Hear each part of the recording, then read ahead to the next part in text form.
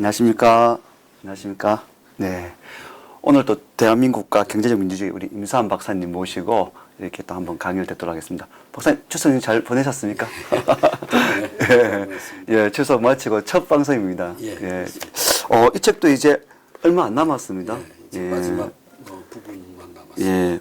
그러면 오늘은 261페이지 제7장 볼셰비키의 후신들 이렇게 한번 들어가 볼까요? 네. 그 볼셰비키 후신들이라는 챕터는 이제 어떻게 연결이 되냐면 우리가 초두에 경제적 민주주의 개념을 이야기할 때 자유주의적인 전통, 사회주의적인 전통, 중경 전통 이렇게 네, 세 가지를 맞습니다. 이제 제시를 했었는데 그 중에 사회주의 전통이 말하자면 그 생산 수단을 사회화함으로써 경제 분야에서의 자치를 실현하겠다는 그러한 이상이 거기에 담겨 있었다. 막스의 경우에는 네. 막스의 이론에는 그렇게 제가 설명을 했었죠. 네네. 막스는 가장 이제 사회주의가 완전하게 실현이 되면 내가 하고 싶은 일을 하고 내가 필요한 재화를 소비할 수 있는 그런 사회다. 네. 그렇다는 것은 무슨 소리냐면 나의 생활을 내가 스스로 컨트롤할 수 있다. 네. 그런 거 아니에요. 누구의 네. 지배를 받지 않고. 네. 네. 그러니까 이게 경제적 자치, 경제적 민주주의의 개념이 그 안에 있는 거죠. 그러나 실제로 이제 막스가 죽은 이후에 그 레닌 기축으로 해서 이렇게 막시즘이라는 것이 내려갈 때는 전통이 내려갈 때는 그것이 개인의 자주적인 행동으로 일어나는 게 아니라 사회주의 건설이 공산당이 주도를 하고 일반 민중은 공산당이 시키는 대로 그냥 집단적으로 이렇게 끌려다니는 그런 식으로 전개가 됐다. 왜 공산당은 전위 정당이고 전위 정당이 모든 것을 알고 있고 민중은 모르기 때문에 전위 정당이 민중을 이렇게 지시하고 민중은 전위 정당이 시키는 대로 한다. 이렇게 되면 민주주의가 아니죠. 그렇죠. 근데 이제 실제로 공산주의 사회가 그런 식으로 전개가 되어 왔기 때문에 역사에서 그래서 막스 전통 속에 있던 경제적 민주주의 개념은 사실상 현실적으로 실패했다. 제가 그렇게 네. 초두에 말씀을 드렸었죠. 네. 그런데 우리나라 역사는 이미 해방 전에 1930년대부터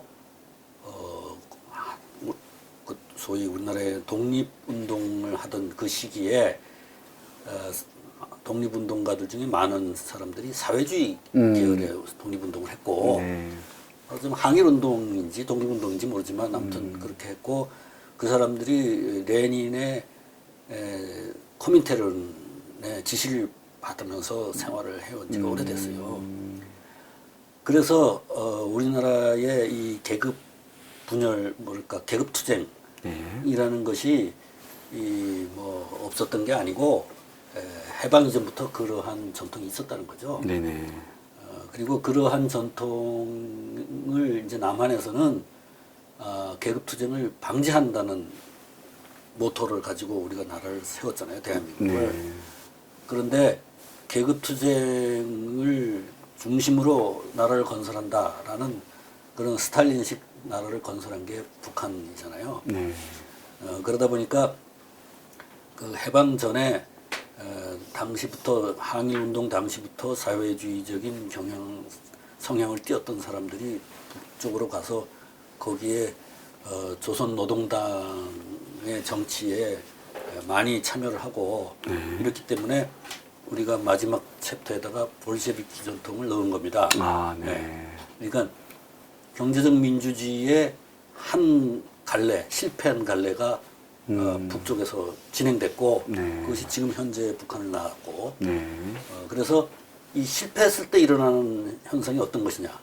이거 이 차트는 되게 중요할 것 같습니다. 지금 우리가 네. 현재 좀 볼 수 있으니까입니다. 우리는 지금 경제적 민주주의라는 것을 이미 뭐 토지개혁이라든가 여러 가지 그 부의 재분배, 사회보장정책 이런 거를 해서 남쪽에서 사는 사람들은 다 그 경험을 하고 있기 때문에 당연시하지만 네.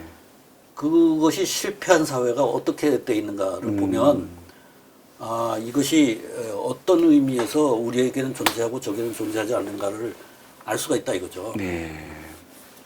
그래서 이제 이 챕터를 넣은 겁니다. 네. 그래서 이제 요게 좀 과거 이야기를 되풀이하는 것 같지만 사실은 우리가 일상생활에서는 다 잊고 있기 때문에 네. 아마 여러분들이 잘 모르실 거예요. 그러네요. 우리가 1919년에 3.1운동을 하고 네. 임시정부를 세웠잖아요. 네. 그때쯤 17년에 근데 러시아에서는 공산주의 혁명이 볼셰비키 혁명이 일어나가지고 공산주의 정부가 이제 레닌의 정부가 섰잖아요. 네네.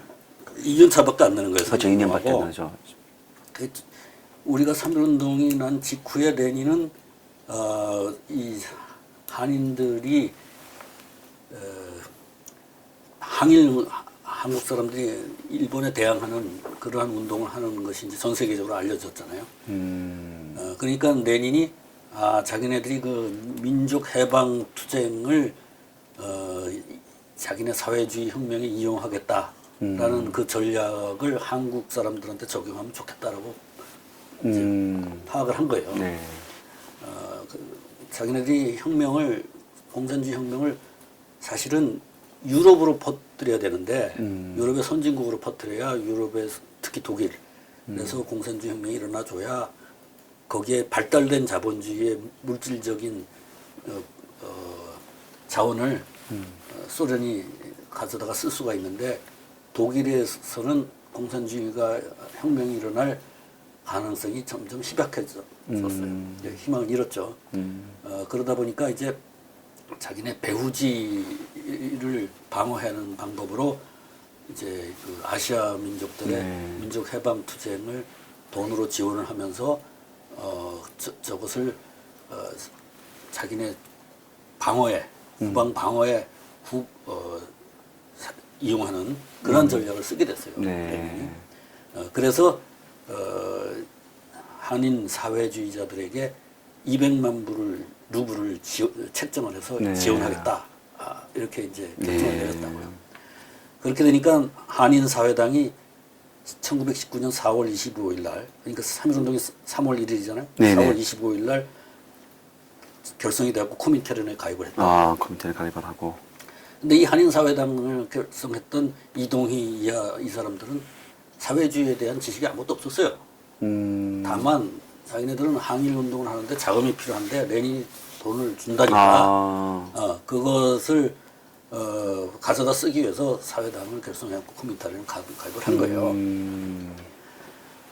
그렇게 되고 또 이 연해주에 있던 한인들이 이 해외 독립운동에 상당히 큰 비중을 차지했기 때문에 거기에 지도자인 이동희가 임시정부의 국무총리로 영입이 돼서 취임을 하게 됐다고요. 그 이동희가 이 200만 루블을 이제 탐을 내고 가져다가 그중에 60만 루블을 미리 받아오는 과정에서 여러 가지 자기네들끼리 막 내분이 일어나가지고 누구도 쓰지 못하고 또 나중에 이동희가 이 돈을 수령을 하고 나서도 네. 임시정부에 내놓지 않았어요. 내놓지 않고 자기가 자기 공산당 동지들끼리 그 쓰겠다는 식으로 이제 개인 관리가 하겠다. 그렇죠. 개인 관리를 하고 돈을 헤프게 써갖고 막 아무데나 막 돈이 막 돌아다니고 그렇게 됐어요. 네. 그러다 보니까 임시정부 내에 분란이 일어나죠. 네? 돈이 소련에서 들어왔다는데 임시정부에 들어오진 않고 그 일부 세력이 지네들끼리 쏙닥쏙닥 하면서 비밀리에 이렇게 처분을 하니까 당연히 그 이의가 제기되고 그쵸, 조직 내에서는 그렇겠죠. 예. 그러면서 이제 그 파벌이 형성되고 이러면서 이제 임시정부가 분열이 되는 계기를 일으킨 게 레닌의 200만 루블 지원이에요. 네. 그리고 이렇게 해서 이제 임시정부가 처음부터 사회주의의 영향, 악영향을 받게 된 거죠. 그 다음에 이제 21년도에는 또 만주에서 그 활동을 하던 대한 독립단 네. 그 뭡니까 그 김좌진, 예? 또 이청천, 네. 그 다음에 또 철기 이범석 이런 사람들이 우리가 알고 있는 네. 그 사람들이죠. 그 외에 뭐 홍범도 뭐 네. 많은 사람들이 있었는데 이 사람들이 이제 만주에서 일본에 추격이 들어오니까 봉오동 전투, 청산리 전투 해서 큰 성과를 오르고 나니까 이제 일본한테 추격을 해오고 그래서 그때 소련 영내로 이제 도망을 가게 되는데 그때 소련 영내에 있는 그 소련 내에 있는 한인들의 사회당이 끌어들여 가지고 그걸 갖다가 무장 해제를 시키고 네네. 그 습격을 하고 네네. 이렇게 해서 그 독립군의 무장 세력을 막 절단을 내놓는다고요. 이것도 코민테른의 한 짓이에요. 계획적으로. 네. 왜냐하면 소련은 뒤로 일본하고 평화조약을 맺었으니까 부전조약을 그렇게 해서 이제 한인 독립운동자들을 자기네들이 이용하려고 돈을 줬다가 그 다음에 일본과 부전조약을 맺었으니까 이게 걸거치니까 이제 이걸 없애버리는 네. 세력을 없애버리는 이런 식으로 한 거예요. 그렇게 해서 이제 임시정부 내에 반공주의자들이 많이 생긴 거죠. 이제 이 소련 놈들은 절대로 믿어서는 안 된다. 그런 게 이제 김구 같은 사람도 그 중에 이제 제일 선봉에 섰던 사람이고 철기 이범석 이런 사람들은 소련에서 이렇게 그 공산당이 들어오라고 초대를 했는데 의심을 하고 안 가는 사람이 있고 또는 가다가 되돌아온 사람들이 있었어요. 그 사람들만 살아남았어요. 그 사람들이 이제 우리나라의 그 광복군의 중심이 된 거죠. 네. 그 사람들이 이제 지청천, 그 다음에 이제 이청천이라는 말은 이제 자기가 가명으로 쓴 거고, 네. 그 다음에 이제 철기 이범석 이런 분들이 이 광복군의 이제 주력이 된 거죠. 그래서 사실 그 항일 독립운동 시절부터 이미 우리나라의 지도자들은 좌우로 갈려 있었다. 그러니까 이것이 뭐 미소가 들어와서 가만히 있는 우리나라를 분단시켰다. 라는 말은 다 맞는 말은 아니에요. 이미 분열이 돼 있었어요. 네. 그래서 그 뭡니까 임시정부. 네. 임시정부는 상해에 있다가 나중에 중경으로 가죠. 네네. 장개석 정부의 지원을 받습니다. 국민당 정부. 네. 국민당 정부. 그 다음에 거기에 합류하지 않은 김두봉, 무정 이런 사람들은 연안으로 가서 한인 화북 조선 독립동맹을 조직합니다. 네. 그 산하에 또 조선 의용군이 있었어요. 네. 그럼 연안이 어디냐? 연안이 모택동 부대가 장개석한테 쫓겨서 대장정이라는 걸 해서 도착한 도착지가 연안이죠. 거기가 있었던 거예요, 이 사람들이. 그러니까 독립 지도자 중에 김두봉, 무정 이런 세력들은 네. 모택동 세력한테가 있고, 그다음에 이 임시정부는 장개석 세력에가 있고 이렇게 했던 거예요. 그러니까 그때 이미 중국 내부의 계급 전쟁에 그 경계선에 따라서 우리나라 독립운동자들도 둘로 나눠 있었던 거죠. 그러네요. 네. 그래서 이게 이제 우리나라 계급 정치의 연원이라는 거죠. 45년에 시작된 게 아니고 30년대부터 이미 40년대, 적어도 40년대부터 갈려 있었다. 그래서 이제 김두봉이과 그 무정이 이끄는 그 팔로군 중국의 네, 팔로군. 그 군대가 북한으로 이제 해방 후에 들어가서 조선인민군의 주력을 형성하고 6.25 남침의 주력으로 낙동강정선까지 내려왔던 거죠. 네. 왜냐하면 이 사람들은 그 중국 내전에 경험이 있기 때문에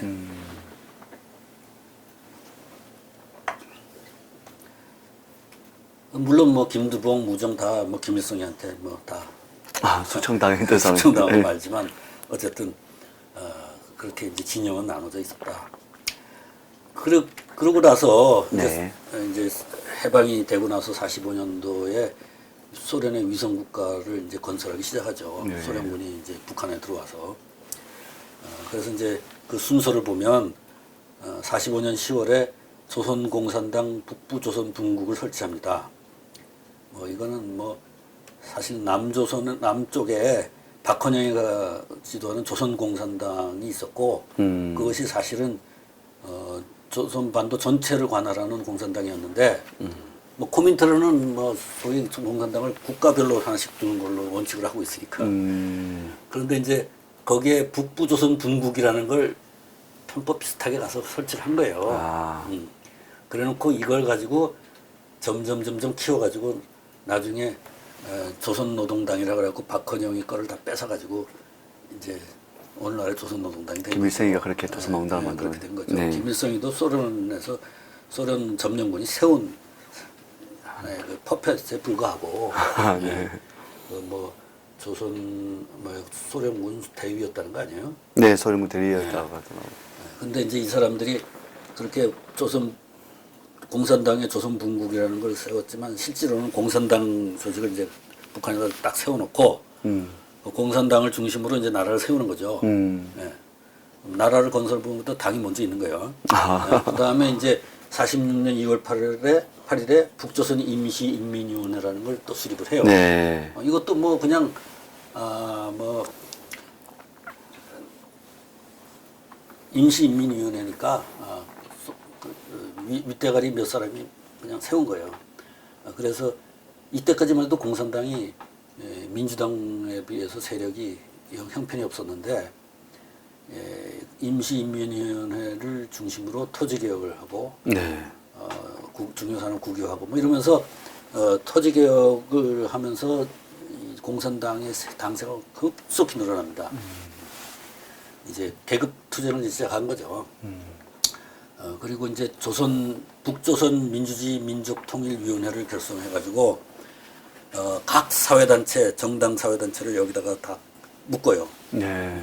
그러니까 우리 이 서방 사회에서는 각 정당 사회단체가 각기의 자율성을 가지고 복수로 이렇게 존재하잖아요. 정당도 그렇죠. 여럿이 있고 그리고 서로 이제 경쟁을 하고 이렇게 되는데 여기서는 그것을 전부 다 민족통일전선이라는 걸로 묶어가지고 네. 하나의 목소리를 내게 만들어요. 다른 목소리를 내는 사람은 뒤에서 협박을 하고 제거하고 이렇게 하고 하나의 목소리를 만들고 선거를 할 때는 선거구별로 후보를 한 명씩 지정을 해요. 여긴 네가 출마해, 여긴 네가 출마해, 여긴 네가 출마해. 말하자면 청우당으로 출마했다. 그것도 사실은 공산당이 다 지명한 거예요. 네. 공산당에 출마한 사람이 청우당으로 출마한 사람이나 민주당으로 출마한 사람이나 다 결국 공산당이 지명한 사람이 한 지역구에 한 명씩 출마를 하면 선거권자들은 가서 흑백 투표하는 거예요. 흑백 투표. 그러네요. 이 사람에 대해서 가부를 묻는 그렇죠. 흑백 좋으냐 투표. 싫으냐. 예. 예. 그러니까 사실은 선거를 안 하는 거예요. 그렇죠. 그냥 선거를 했다는 말을 하기 위해서 흉내만 낸 갖추는 거죠. 거예요. 흉내만. 예. 그렇게 따지면 지금 지금 말씀하신 대로 이렇게 역사를 보고 또 지금 이 어떤 그 정치적 기반을 보고 있으면 즉 우리가 그런 것 같아요. 지금 뭐 실례로 지금 추미애 의원이 우리 토지 개혁을 얘기를 했고 그렇게 하다 보면 지금 농업 현물도 지금 어떻게 보면 쌀값도 그렇지만 여러 가지 이런 부분들을 나라가 지정을 해주고 이렇게 돼버리고 하면 언젠가는 이렇게 또 우리 사회가 이렇게 급변할 수도 있지 않습니까? 왜 어떻습니까? 우리나라에서 왜 정당 전략적인 뭐 전략 공천 아니 정당의 연합 세력들이 있었잖아요. 왜? 네네. 그 선거 때마다 꼭 나와서 저기 예. 민주당하고 뭐 정의당 정의당하고 뭐 예. 전략 공천 예. 그 공천을 이렇게 서로 뭐 어떤 지역에는 서로 안 내기로 안 내고 예. 한 당만 안 내고 내고. 이게 이제 통일전선의 이제 초기 단계죠. 예. 그 통일전선이에요, 그게. 네. 그렇게 해서 이제 자기네들이 집권을 하고 나와서 이제 점점 더 이제 과감해지면 나중에는 북한처럼 이제 지역별로 한 명씩 지정을 하게 되는 거죠. 그렇게 될 것 같아요, 진짜. 지금 그렇게 그 노선을 지금 가고 있는 예, 거예요. 그 지금 노선으로. 예. 그것을 옳다고 생각하고 가는 거예요, 이 사람은. 뭐 옳다고 생각하는 건지 모르지만 또 따라 한다고 지금. 맞습니다. 그렇게 하고 아까 이야기한 북조선 조선분국 공산당의 북부조선분국 있잖아요. 예, 예. 그걸 은근슬쩍 북조선 공산당으로 불러요. 지네들끼리. 그러다가 김두봉이 갖고 있던 조선신민당하고 합당을 시켜요. 네네. 그것도 뒤에서 스탈린이 너희네 둘이 합당해 이렇게 얘기했어요. 지금 문건에 보면. 네. 그렇게 해갖고 북조선 노동당을 또 만들어요. 네네. 그래놓고 남조선 박헌영을 불러올려갖고 남조선 노동당을 북조선 노동당에 너 합해 네. 지시를 하는 거지. 네. 그러면 박헌영이는 갖다 바쳤지. 저거다. 그래서 조선 노동당이 만들어진 거죠. 그 우리가 따지게 보면 그러니까 자유한국당하고 미래당하고 합쳐. 그렇죠. 그리고 또 저기 더불어민주당하고 저기다 합쳐. 이렇게 두세를 또 합쳐서 그래가 일당으로 갈 수도 있는 그런 또 뭐 아니라는 거는 보장 못하지 않겠습니까? 그렇게 해갖고 이제 조선노동당을 49년도에 이제 박헌영 불러 올려가지고 이제 조선노동당이 지금 있는 조선노동당. 네네네. 그게 이제 그때 딱 이제 확정이 되고 그 다음에 남침을 한 거예요. 그 다음에 이렇게 해서 이제 그 역사가 소련의 위성 국가로 이제 소련의 그 모델을 그대로 끌어다가 이제 북한에다가 네. 세우고 네. 그다음 이제 전쟁을 또 하잖아요. 네. 소련도 처음에 혁명 이후에 내전을 치르잖아요. 네, 그렇죠. 적백 내전을 그처럼 여기도 전쟁을 한 거예요. 그래갖고 전쟁을 하고 나서 이제 박헌영한테 전쟁 책임을 이제 다 둘러 씌워서 또 죽이고 김일성이가 이제 잡았잖아요. 네. 근데 소련에서는 스탈린이 53년도에 사망하고 네.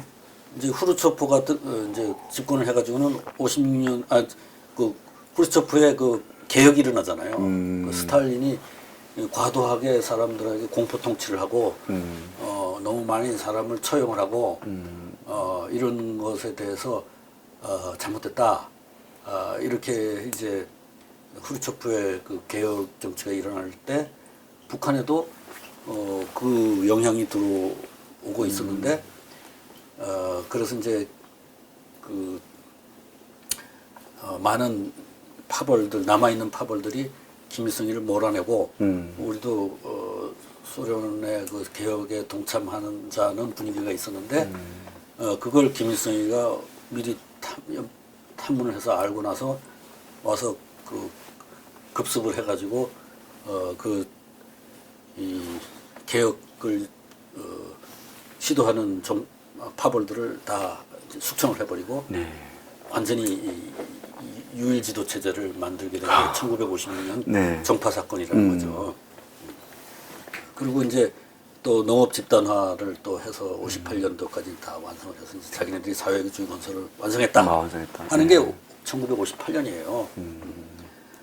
그래서 이제 소련이나 동유럽에서는 그래도 후르초프의 개혁이라도 있었기 때문에 전체주의 체제가 어느 정도 좀 이완이 됐는데 이 북한은 정파 사건으로 해서 후르초프 개혁의 영향을 차단해 버렸기 때문에 이제 점점 더 전체주의적인 체제로 이제 폐쇄적이고. 그렇죠.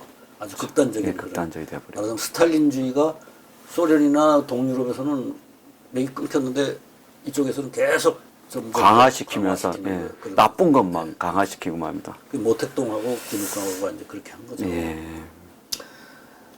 근데 사실 그 공산당의 그 절대적인 권력 네. 그걸 가지고 유일 체제를 가지고 이제 인민들을 갖다가 부리는데 그럼 과연 김일성이나 그 조선노동당의 사람들이 공산주의 사슬을 믿고 있었느냐? 아니라고 봐야 돼요. 믿고 있었다는 증거가 하나도 없어요, 이 사람들. 네. 공산주의는 원래 모두가 평등해지는 거 자유로워지는 거 아니에요, 원래 이상은. 이론상은 또 그렇죠. 이론상은. 예. 근데 공동체상 정반대로 그렇죠. 그러면 이 사람들이 그 공산주의 사상을 믿고 있었던 사람들이라고 볼 수 없어요. 이용만 한 거죠. 그렇지. 어떻게. 자기 권력을 위해서 예. 공산주의 사상을 이용을 한 거죠. 이용만 한 거예요. 말하자면 공산당에서는 레닌이 세운 그 원칙이 하나 있는데 민주적 중앙집중제를 하도록 돼 있어요. 아. 그러니까 민주주의적인 정책이 결정되기 전까지는 민주주의적으로 토론을 한다. 네. 자기 의사를 표시하고. 토론을 해서 결론이 나면 그때부터 그것을 결론이 난 정책을 수행할 때는 더 이상 토론이 없다. 개혁적으로 독재자가 그냥 밀어붙인다. 네, 밀어붙여. 중앙 집중적으로. 네. 그게 민주적 중앙 집중제거든요. 아, 네. 그런데 북한에는 민주적 토론이라는 건 아예 없어졌어 버렸어요. 아예. 반대되면 그냥 고사포로 사주고 그렇지, 그렇지. 네. 그게 이제 수령제라는 거예요. 네. 수령제. 그러니까 당 위에 수령이 있으니까 니네들이 무슨 민주주의적인 토론을 해? 이렇게 되는 거죠. 내가 지시하는 대로 하는 거지. 이렇게 되니까 뭐 레닌의 그 원칙도 안 지키고 그 위에 있는 공산주의 막스가 만들어 놓은 이론은 이해도 할 수 없고 이 사람들 이해할 수 있는 능력도 없어요. 지적으로. 읽어본 적도 없어. 막스 자본론 같은 거. 맞아요. 그러니까- 막스의 자본론도 안 읽어본 것 같아요. 그렇죠. 네. 그러니까 그냥 수령자로 자기 권력을 위해서 공산당과 공산주의 이론을 이용하고 있을 뿐이에요. 그냥. 그래서 북한에서는 후리초프 개혁자들이 안 나오는 거예요. 후리초프도 안 나오고 고르바초프도 안 나오고 등소평 같은 사람도 안 나오는 거예요. 그렇죠. 예. 오로지 뭐 저 김일성, 네. 김정일, 그렇죠. 김정은 3대만 지금 계속 하고 있으니까 참 저런 나라도 드뭅니다. 그렇죠. 그런 나라 좋다고 또 뛰어다니는 사람도 있고 말입니다. 아주 그 독특한 체제를 만들어 놔서 그래서 사실상 공화국도 아니에요. 이 나라는. 예? 그렇죠. 주권이 국민한테 있는 게 아니잖아요. 그렇죠. 봉건제입니다. 수령한테 있는데 그리고 간부들을 막 처형하잖아요. 예. 그것도 공개 처형. 그렇죠. 그건 무슨 소리냐면 너 간부라고 해서 네가 감히 그 위험을 떨고 다녀? 못해. 넌 내 노예야. 이거죠. 말하자면 간부가 사람들한테 리더십을 인정받게 되면 자기한테는 경쟁자가 될 거 아니에요. 아, 그렇죠. 그러니까 처음부터 간부를 완전히 권위를 떨어뜨려가지고 노예화 시켜버린다. 군부 지도자. 어떤 결정에 대한 책임도 없고 그냥 그렇죠. 시키면 시킨 대로 그렇죠. 해라. 시키면. 지금 김영철이도 그런 거예요. 예, 맞습니다. 예. 그 뭐 이번에도 저 평양에서 그 취재진들이 뭐 얘기하는 게 그거 아니에요. 그 김정은이가 나이가 뭐 30대 초반인 놈이 김영철 지금 70대죠? 네, 예. 60대 후반이죠. 그저 60대 거기다가 지금 영철 동지 예. 그러면서 반말로 하더라는 거예요. 그런 사람 좋다고 뛰어다니는 사람이 또 있습니다. 답답합니다. 답답합니다. 그래서 나는 이 조선민주주의인민공화국을 조선수령국으로 불러야 된다고 봐요. 아, 정확한 표현입니다. 그게 정확한 예, 명칭이에요. 예, 맞습니다. 이건 민주주의 국가도 아니고 공화국도 아니기 때문에 인민민주주의도 아니고 예. 이거는 수령의 나라거든. 맞습니다. 그러니까 조선수령국이라고 이거는. 예, 맞습니다. 진짜 책에도 그렇게 표시가 되어 있는 걸 알고 있는데 정확한 표현이구나라고 제가 읽으면서 그렇게 생각을 했었습니다. 정말. 그 처음에는 이제 스탈린이 심은 스탈린의 식민지로 시작해서 조선수령국으로 독립을 한 거죠. 네. 지금은 소련의 위성국은 아닌 것 같아. 그러니까 독립국이야. 위성국이 아니고 수령국이야. 러시아도 좀 독특해 이렇게 생각할 것 같습니다. 별정이네 이렇게 생각할 것 같습니다. 그래서 네. 이런 이제 이거는 공산주의 국가라고도 볼 수 없고 그래서 내가 이걸 그냥 볼셰비키의 후신이다. 그렇게 이 책의 제목을 네. 챕터의 제목을 붙인 이유가 처음에 그러시구나. 볼셰비키가 심어놓은 나라인데 그것이 변종이 돼가지고 있는 이것을 변이가 됐네. 이걸 이제 후신이다. 다른 변이가 돼서. 볼셰비키의 후신. 그러니까 실제로 볼셰비키는 망하고 없잖아요. 지금. 네, 그렇죠. 소련 공산당. 그리고 이 북한하고 중국에 지금 공산당의 지배가 남아 있는데 이 두 나라의 공산당 지도자들은 공산주의를 믿지 않는 지도자들이에요. 지금 중국 공산당 지도자들이 공산주의 사상을 믿는다고 볼 수 있어요? 그렇죠. 북한의 지금 지도자들이 공산주의 사상을 믿는다고 볼 수 있어요? 믿지 않는 사람들이에요. 그럼에도 불구하고 이 공산주의로 시작된 지배를 계속하고 있단 말이에요. 그래서 볼셰비키의 후신이다. 이렇게 이름 붙인 거예요. 어떻게 보면 중국이 더 교묘한 것 같아요.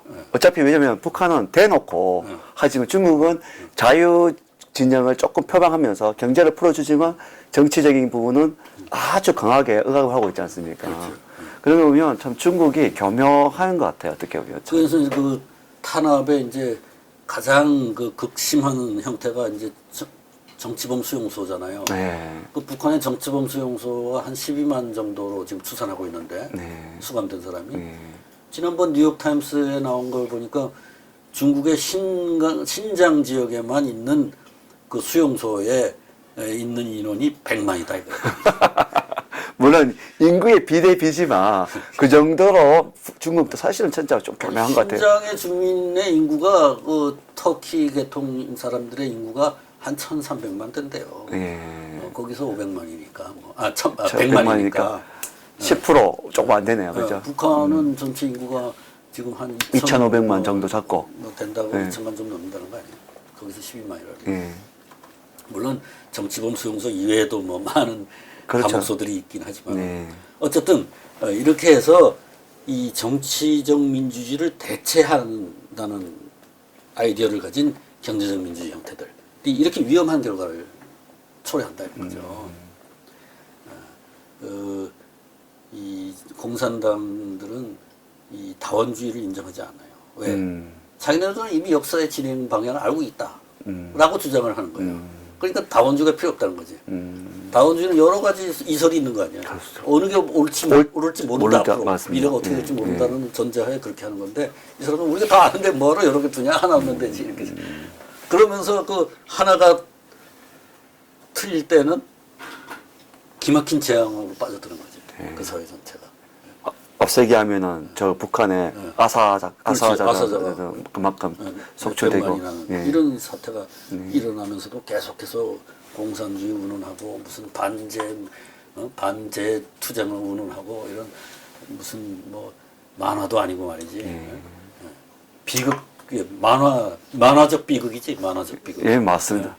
현실이 아닌 것 같아요. 네, 현실이 아닌 현실이 지금 북한에서 벌어지고 있는데 그 현실이 아닌 현실이 좋다고 저 뛰어다니는 아저씨들을 보면 답답합니다, 정말. 근데 그걸 좋다고 뛰어다니는 사람도 내가 볼 때는 믿고 있지 않는 사람들이야. 아니 그 사람들이 좋다고 추켜 세우는 북한의 조선노동당 지도자들이 공산주의 이론을 믿지 않고 있는데 예. 그걸 추종하는 한국에 있는 그 주사파가 그걸 믿는다고 볼 수 있어요? 이거는 더 기회주의적인 사람들이지. 그렇죠. 기회주의적인 사람. 자기 권력을 위해서 그것을 말하자면 차용할 뿐이지. 그게 너무나 나쁜 걸 하니까 이게 그런 고통은 다 국민들이 안아야 되니까 그러니까 그게 답답합니다. 자기네들도 신념도 없으면서 말하자면 그 어떤 드라마를 연기하듯이 지금 하고 있는 거 아니에요? 표현 맞으면 진짜 네. 배우처럼 네. 그렇게 하고 있는 그 거예요. 뭐 탁현민이가 하는 뭐 한 게 뭐 PD 그런 거라며. 예. 예? 프로듀서가 이렇게 막 장면을 만들어 갖고 국민들한테 그럴 듯하게 이렇게 만드는 거 아니에요? 그러니까 그러다 보니까 전부 거짓말이고. 그냥 포장돼 있고. 예. 예, 그거를 하다 보니까 자기네도 믿지 않는 일을 맨날 이렇게 하고 다니다 보니까 허무하겠지. 나중에 어딘 게 진짜인지 모를 거예요, 자들은. 그러니까 밤에 나가서 술을 먹은 게 이번에 그렇죠. 맞습니다. 다 걸릴 그것도 공돈으로, 진원도 아니고. 공금으로. 예, 공금으로 네. 합니다.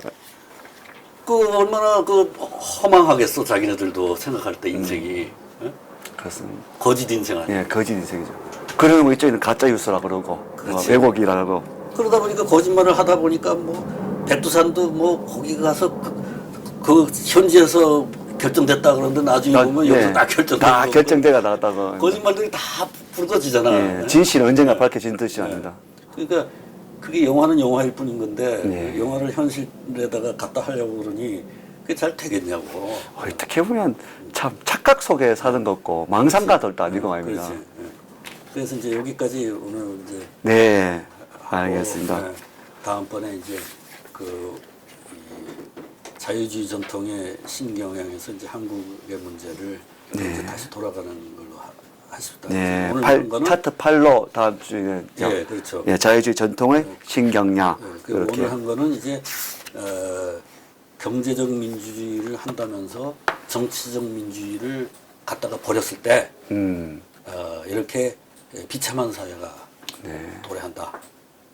북한을 보면 알 수 있다. 아주 명색하고 좀 쉽게 더구나 현실과 맞게 딱 타이밍이 딱 맞는 시점에 잘 말씀해 주신 것 같습니다. 그 한국만 그런 게 아니라 북한만 그런 게 아니라 중국도 네, 맞아요. 중국도 그 안에서 뭐 뭐 그 뭐죠 장기 적출 막 이런 거 막 일어나고 예?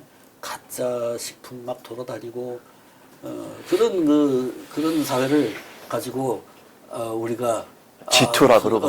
미국을 무슨 대체할 수 있는 새로운 세계 네. 질서를 이렇게 주도할 수 있는 나라다 이렇게 얘기할 수 있습니까? 정말 저는 왜냐하면 졸부 같아요. 중국을 보고 있으면 덩치만 컸고 돈만 좀 있지 그 안에 있는 모든 것은 텅텅 비어 있어서 그렇죠. 정말 막 뭐 진짜 안하무인한 졸부 같은 그런 느낌을 참 많이 받습니다. 중국을 볼 때마다. 우리 이제 자본주의 이 시장 사회에서는 물론 여기에서도 많은 비리도 일어나고 뭐 부패도 일어나고 뭐 갑질이라든가 그 좋지 못한 아름답지 못한 일들이 많이 일어나잖아요. 네, 맞습니다. 그렇지만 우리는 비판할 수 있잖아요, 그거를. 그렇죠. 제기하고. 예. 예. 그리고 그것을 현실을 현실대로 드러내야 그걸 개선할 수 있는 또 대책이 생길 거 아니에요. 네. 근데 그 내부에서는 막 비인간적인 일들이 무수히 벌어지는데도 불구하고 좋게만 포장하고. 겉으로는 전혀 드러낼 수 없게. 예, 포장해가지고 꽃이 피고 막 네. 밑에는 쓰레기가 천지인데 그 표면적인 꽃만 팬다고 그 꽃만 보고 있으니 그렇지. 참 답답합니다. 그 꽃도 곧 있으면 죽을 건데 북한은 아예 인터넷도 없지만 중국에는 인터넷도 다 해놓고서는 못 들어가지 않습니까? 통제해. 예, 구글도 못 들어가고. 이상한 거 올라오면 지워버려. 구글이야 이제 뭐가 못 들어가니까 그게 그러니까. 답답한 거 네. 아닙니까? 그런 사회를 자기네들이 지향한다 그러면서 그 미국을 미워하고 반대하고 이런 게 지금 우리나라의 집권 세력이 하고 있는 일 아니야? 네, 맞습니다. 예, 지금 우리 이건 좀 여담인지 모지만 임종석 비서실장 뭐 딸이 미국에서 아주 유명한 뉴욕에서 뭐 디자인하고 있는데 거기 돈이 뭐 1억이랍니다 학비가. 그러니까 이분은 반미를 얘기하면서 진짜 자기 자식은 거기 보내고 있어요. 이게 참 얼마나 이율배반적입니까? 그러니까 이 사람들은 민중의 의견을 취합을 해서 우리 정부 정책에 반영을 한다 이렇게 생각하는 게 아니고 민중은 우리의 선전선동의 대상이다. 아, 그럼 맞습니다. 이렇게 보는 거예요. 예, 선생님 맞습니다. 이게 그 레닌의 그 나라가 그렇게 시작을 했고 그 볼셰비키의 후신들이 계속 그런 정치를 하고 있는 거예요. 그러니까 국민들은 자기가 이 선전선동으로 끌고 가는 존재지 그 사람들의 말에 귀를 기울일 그런 주권자라고 생각하지 않는 거예요. 근데 선전선동이라는 게 뭐예요? 결국 속임수라는 거예요. 그렇죠. 그렇잖아요. 맞습니다. 예, 속임수죠. 뭐 취한 걸 아름답게 보이게 이렇게 예? 아주 개선할 생각하지 않고 그렇지. 그걸 자꾸 추한 것을 포장해서 포장만 그렇게 예. 해가지고 그리고 그게 는 거죠. 결과적으로는 그렇게만 하면 좋은데 그걸 자기 권력에 이용을 한다는 그렇죠. 게 예.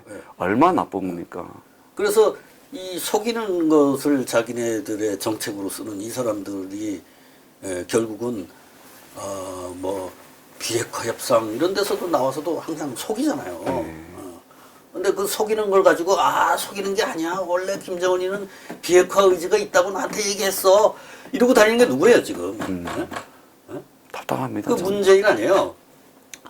예, 그런 아저씨들 보면 답답합니다. 제가 정말 그런 아저씨들 보고 있으면. 근데 지난번에도 저 4.27 때도 그렇게 얘기를 하고 돌아다녀가지고 트럼프가 또 그 말을 그대로 사서 싱가포르에서 6월 달에 또 회담까지 했는데 나중에 보니까 아니 내가 언제 뭐 비핵화 한다 그랬어? 한반도 비핵화 한다 그랬지 그랬잖아. 네.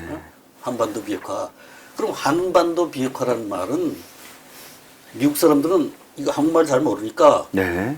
그거 잘 그런 뭐 이상한 논리가 다 있어? 뭐 이렇게 생각할 수 있어 미국 사람들. 근데 한국 정부인 사람들은 알 거 아니에요. 알아야 그렇죠. 되잖아. 알죠. 그게 예. 무슨 뜻인지. 예, 맞죠. 알죠. 그러면 자기가 우방국의 지도자면은 미국에 가서 저 사람들이 지금 한반도의 비핵화라는 뜻은 이런 겁니다.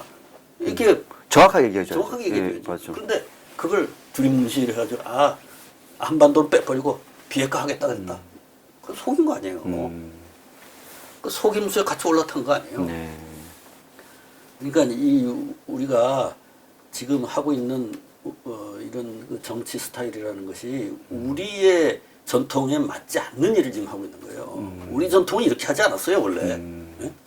우리 전통은 국민들을 주권자로 해서 처음부터 자유총선거로 시작한 나라 아니에요. 네. 예?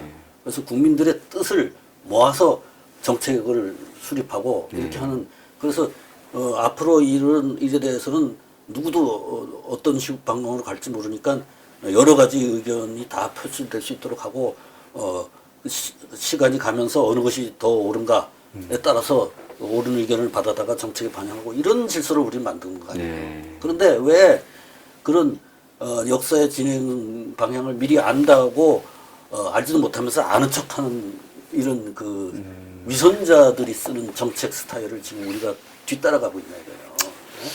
네? 그래서 지금 국민들은 주권자가 아니라 홍보 대상자로 지금 전락한 거예요. 네, 맞습니다. 홍보 대상자입니다. 그리고 어떻게 보면 세뇌당한 사람들이 그겁니다. 세뇌의 의미도 좀 있죠. 그 선전 선동 지금 네. 주요 우리나라의 언론들이 전부 선전 선동 매체가 돼버렸어요. 네. 특히 공중파들이. 네. 그런 뜻으로 제가 이 챕터를 쓴 거니까. 아, 네. 그래서 이 챕터는 사실 우리 현재 우리를 좀 보면서 미래도 보고 또 과거를 교훈 삼아서 이렇게 하는 것 같아서 이 책은 읽으면 읽을 때보다 참 재밌습니다. 많이들 읽어보시고요. 또 방송도 같이 어우러서 그렇게 곁들여서 읽어보시면 이해하는 데 큰 도움이 되지 않을까라는 생각을 가져봅니다. 오늘 고맙습니다. 네, 수고하셨습니다. 네, 수고하셨습니다.